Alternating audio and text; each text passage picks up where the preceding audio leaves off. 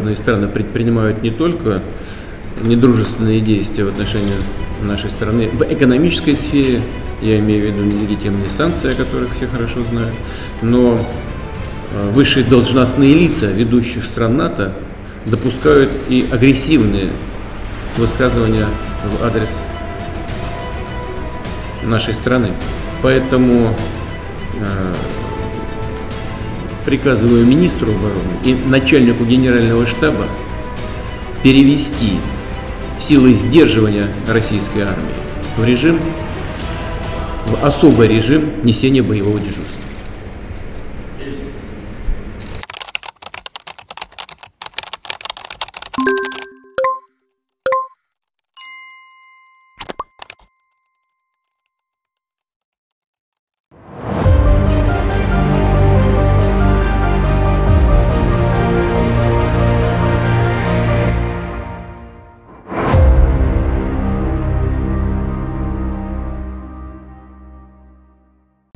Akankah Putin meledakkan nuklir dalam perang penaklukan Ukraina kali ini? Seperti kita ketahui, Kiev ternyata tidak seperti yang dibayangkan oleh Putin. Dapat ditaklukkan dalam waktu cepat kurang dari 4 hari seperti targetnya. Kita semua tahu biaya perang itu mahal, maka kalau perang itu lama atau panjang, maka sudah dipastikan pasti akan merugikan. Kata-kata ini sangat terkenal di dunia ketika Jenderal Norman Schwarzkopf mengatakan hal tersebut dalam Perang Teluk di tahun 1991. Perang harus cepat selesai. Dalam menaklukkan Ukraina, target Putin ketika berbicara dengan Kepala Staf Gabungan Tentara Rusia, Jenderal Valery Gerasimov, dan Kepala Intelijen Rusia bahwa Rusia menarget menaklukkan atas pusat pemerintahan dan parlemen Ukraina dalam waktu 4 hari. Selanjutnya, menangkap serta mengganti Presiden Ukraina saat ini, Zelensky. Tentara Rusia terbukti dengan agresif sudah masuk sejauh 400 km dari perbatasan dengan langkah cepat. Dikawal roket-roket yang diluncurkan yang membunuh banyak rakyat sipil, juga dukungan serangan masif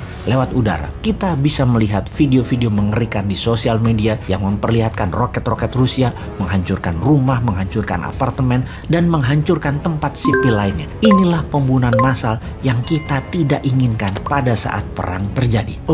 Kita lompat sedikit. Kita juga tahu di sisi Wakanda yang katanya mengatakan stop perang. Namun dalam resolusi PBB ternyata memilih abstain.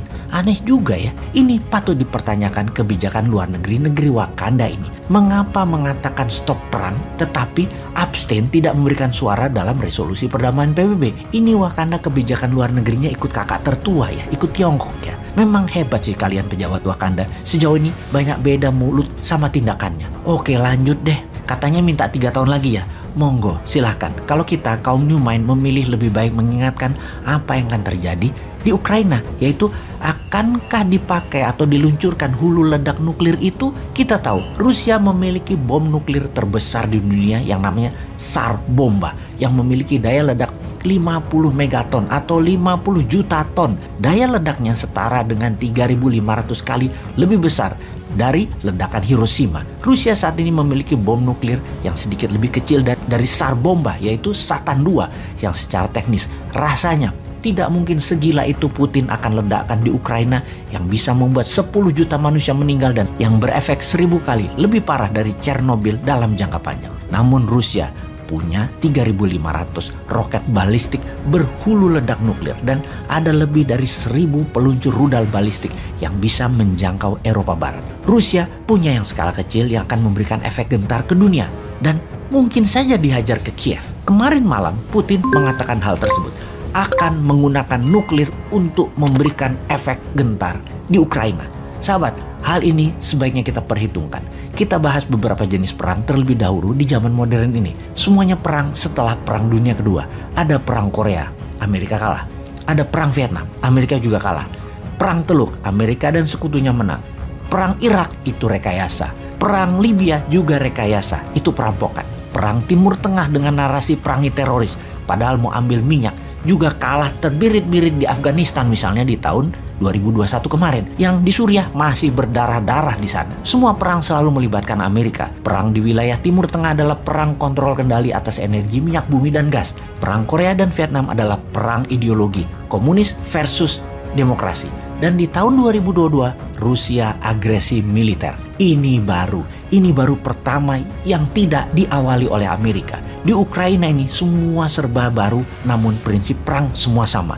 Harus cepat, terutama dalam penaklukan. Karena itu Rusia mempelajari perang kota atau urban war dalam 20 tahun terakhir. Mungkin bisa dikatakan bahwa Rusia militernya adalah yang paling jago dalam perang kota ini. Ini terbukti dalam 3 hari pasukan darat Rusia masuk ke Kiev dengan strategi jitu. Namun tetap rencana mereka menaklukkan Kiev dalam 4 hari zonk, tidak berhasil. Putin pun berang. Pasukan NATO di sisi lain masih gamang. Masuk lewat Estonia, kirim 1 rudal nuklir oleh Rusia, ambiar itu Estonia. Amerika di sisi lain sekali lagi terdiam. Kalau Tiongkok, negara ini belum terbukti ketangguhannya dalam tindakan militer. Tiongkok belum pernah perang dalam arti sesungguhnya.